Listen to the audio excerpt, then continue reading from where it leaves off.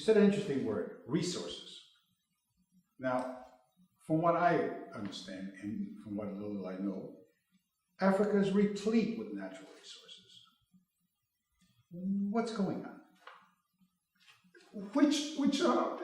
It's an interesting viewpoint. I've written a number of blogs, and anybody who's interested, go to www.unleashafricantrade.com. Read my blogs, my blogs are pretty straightforward.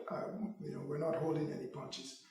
I believe I wrote there's a blog that I wrote, which is the Delusion of African Wealth. And it's a delusion. Africans have raw materials, there's no question.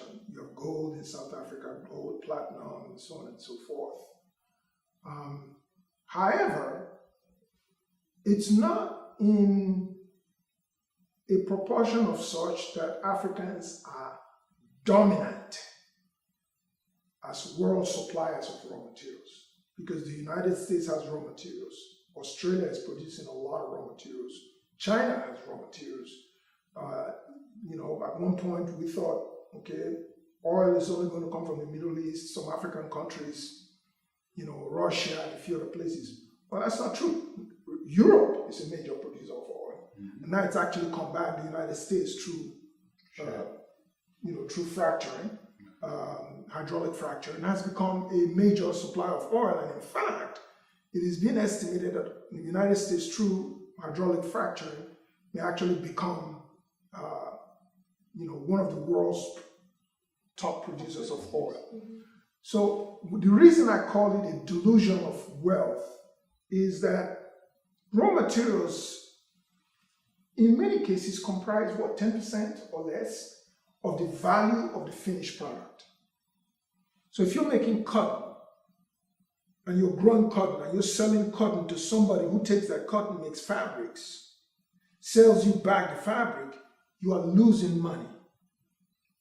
You cannot get to where you need to get to. You cannot get out of poverty. You cannot become prosperous you don't have production with that strategy. Okay, and so when people and this concept of Africans being rich in raw materials, it's a concept that was not sold by Africans. Africans actually bought that concept. Okay? It didn't originate with Africans.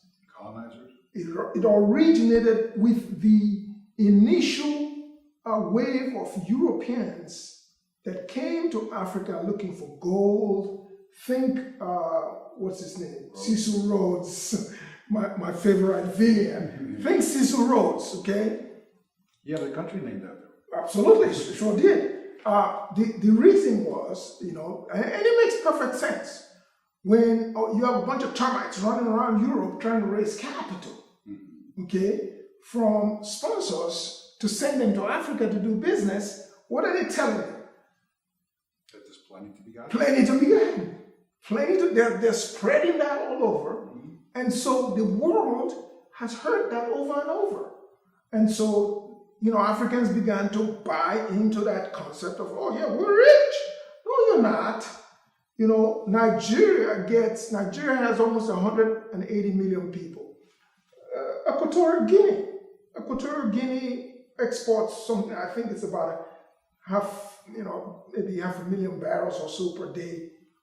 They have a very small population, yet NGOs are in Equatorial Guinea helping Equatorial Guinea. It's a small country, right?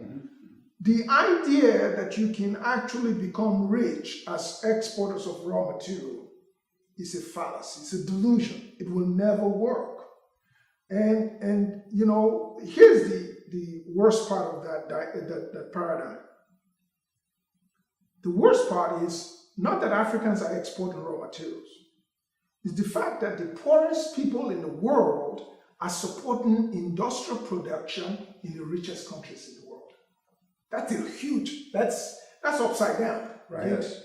So that's the point of that.